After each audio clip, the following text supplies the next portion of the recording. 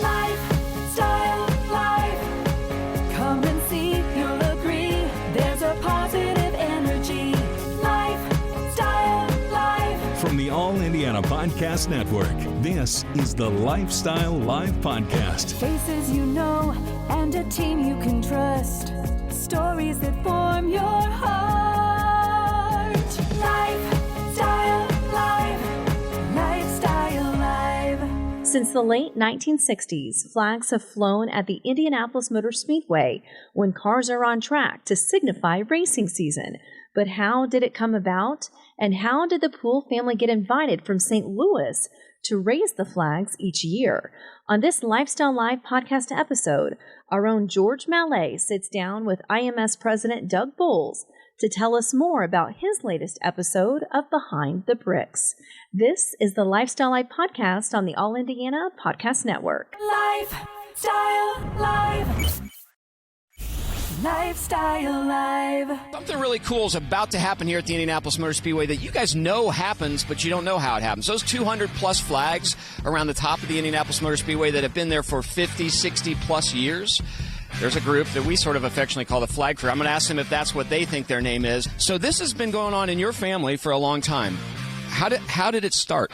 Well, our dad started on the crew back in the late 60s, and then my brother and I were born in 1970. We've been out here every year since. The podcast is catching fire. It's called Behind the Bricks. It's all about Indianapolis Motor Speedway. And this morning we're going to talk about the latest edition of the podcast, along with Doug Boles, the man, the talent in charge of Indianapolis Motor Speedway, and so much more.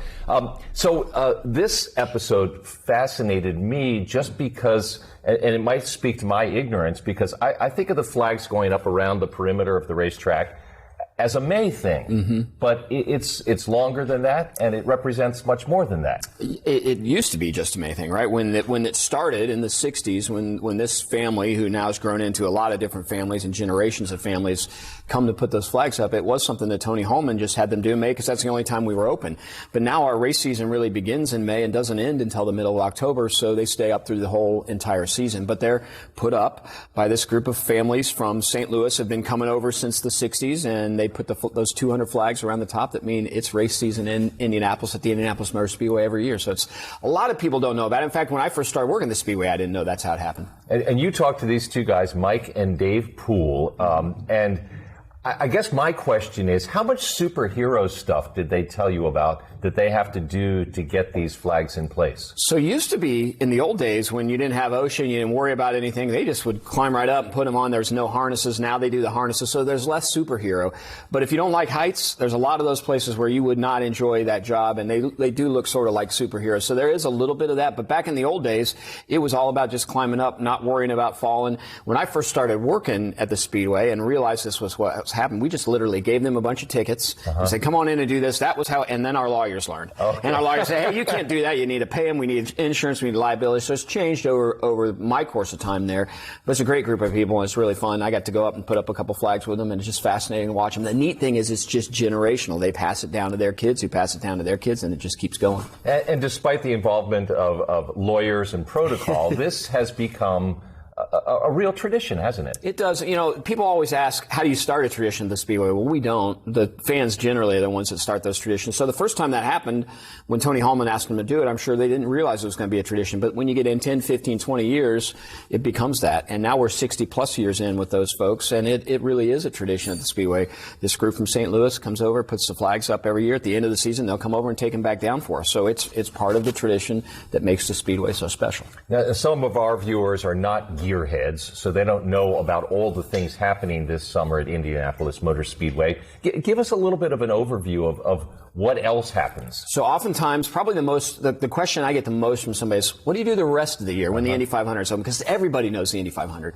We're on track about 150 days during the year. So we've got stuff going on all the time. So the rest of this summer, we've got a big quarter midget race that comes up over July 4th weekend. We've got our Ferrari Challenge race that happens in the middle of July. You have IndyCar and NASCAR together in July. We have a big Porsche thing in September, and then our Indy 8 Hour in October. So there's all kinds of activity that takes place at the Speedway. So once the Speedway is done with the 500, we're almost as busy between June 1st and the end of October as we are the rest of the year. And therefore, the Behind the Bricks podcast is getting a lot of listeners.